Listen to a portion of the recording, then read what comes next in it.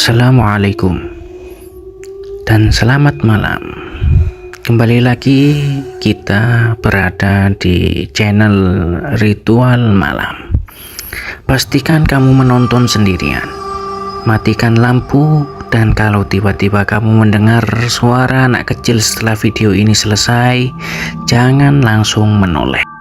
Ini adalah kisah tentang sebuah rumah tua yang tidak pernah benar-benar kosong. Rumah ini berdiri di ujung jalan melati. Catnya mengelupas, jendelanya tinggi menjulang. Halamannya selalu terasa lebih dingin dibanding rumah-rumah di sekitarnya. Tidak ada yang bertahan lebih dari 3 bulan di sana. Alasannya selalu sama, suara anak-anak. Padahal tidak pernah ada anak kecil yang tinggal di rumah itu.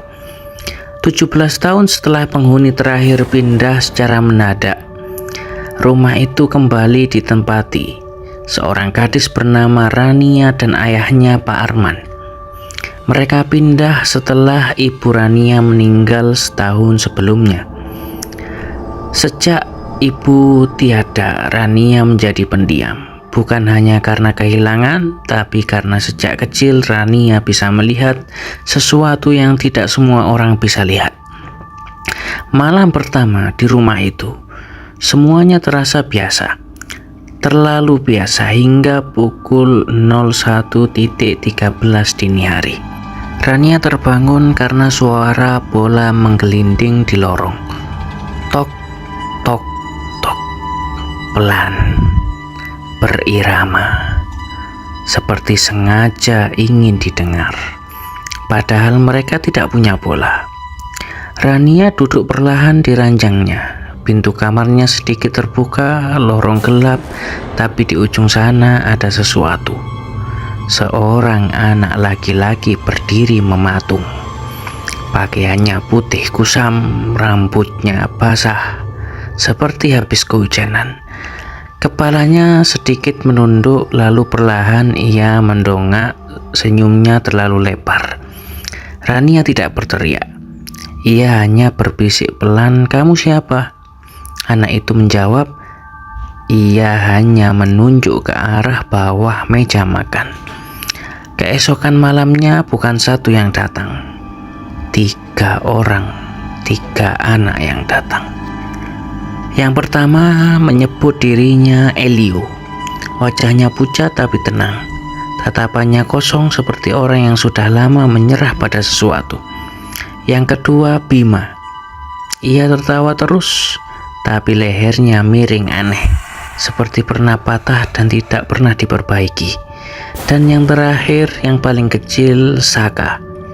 Ia tidak pernah berkedip, tidak pernah tersenyum, hanya menatap Rania tanpa ekspresi.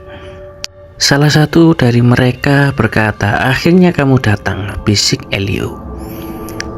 "Kami menunggu lama," sambung Bima sambil terkikik. Rania tidak merasa takut, ia merasa ditemani.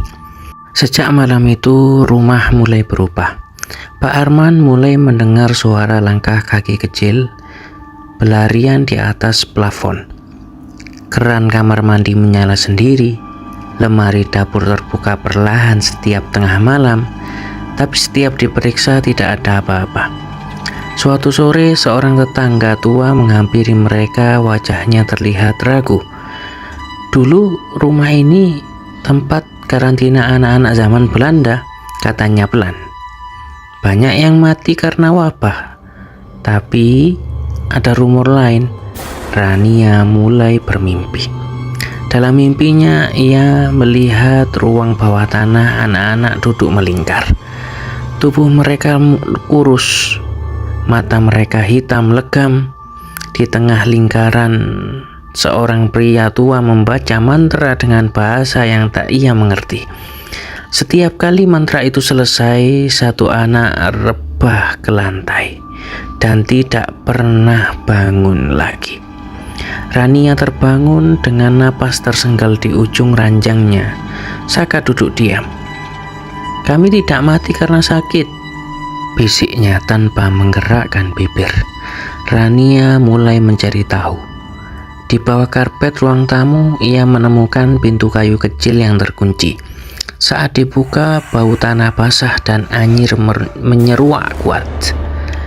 Ruang bawah tanah itu nyata, dindingnya dipenuhi goresan arang. Kami tidak boleh pergi. Tiba-tiba suara tawa menggema. Bukan tawa anak kecil yang riang, tapi tawa yang seperti diputar terbalik. Elio berdiri di belakangnya. "Dulu kami dikorbankan," katanya pelan. Ternyata pada tahun 1932, seorang penjaga rumah melakukan ritual terlarang. Ia percaya arwah anak-anak bisa menjadi penjaga kekayaan tersembunyi milik tuannya. Tapi ritual itu salah. Sang penjaga mati, anak-anak itu terjebak, tidak hidup, tidak mati, terikat pada rumah itu. Dan mereka kesepian. Sejak Rania datang, ikatan itu melemah. Mereka tidak ingin dibebaskan. Mereka ingin pengganti. Malam berikutnya, Pak Arman jatuh sakit mendadak. Tubuhnya dingin, nafasnya berat. Di dinding kamar ayahnya muncul tulisan basah seperti darah, 1 untuk 3. Rania mulai ketakutan. Ia mencoba mengabaikan mereka, tapi Saka mulai muncul di cermin, di balik pintu, di dalam bayangan. Suatu malam Rania terbangun dan melihat dirinya sendiri berdiri di sudut kamar. Versi dirinya dengan mata hitam kosong dan senyum terentang lebar. Elio berbisik di telinganya, "Kami hanya butuh 1 yang hidup untuk menggantikan." Rania menemukan buku doa peninggalan ibunya. Di dalamnya ada catatan kecil yang berbunyi, "Jika mereka datang lagi, jangan dengarkan suara yang paling kecil." Yang paling kecil, Saka. Jam menunjukkan 02.22. Ketika Rania turun ke ruang bawah tanah membawa lilin dan buku doa, anak-anak itu sudah berdiri melingkar. Wajah mereka kini membusuk, mata mereka kosong, mulut mereka terbuka terlalu lebar.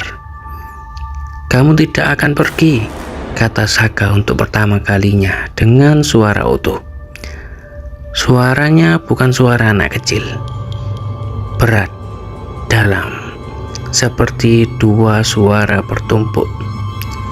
Rania mulai membaca doa dengan suara gemetar. Dinding bergetar, lampu rumah padam. Tangan-tangan dingin mereka meraih kakinya. Bima tertawa histeris, Elio menangis darah, Saka menjerit marah. Satu persatu tubuh mereka retak seperti kaca pecah. Jeritan memenuhi ruangan, lalu hening. Pagi harinya Pak Arman sadar dari pingsan. Rumah terasa sunyi, terlalu sunyi. Rania berdiri di depan cermin kamar mandi. Wajahnya pucat, matanya sedikit gelap dari biasanya. Ia tersenyum kecil. Di belakangnya samar-samar terlihat 3 bayangan berdiri diam. Dan di dalam cermin, suara kecil berbisik pelan, "Kami tidak pernah pergi. Kami hanya pindah ke dalam dirimu. Jika kamu mendengar suara bola menggelinding malam ini, jangan bangun. Dan kalau kamu bangun, jangan pernah membuka pintu. Karena mungkin mereka sudah menunggu di ujung lorong."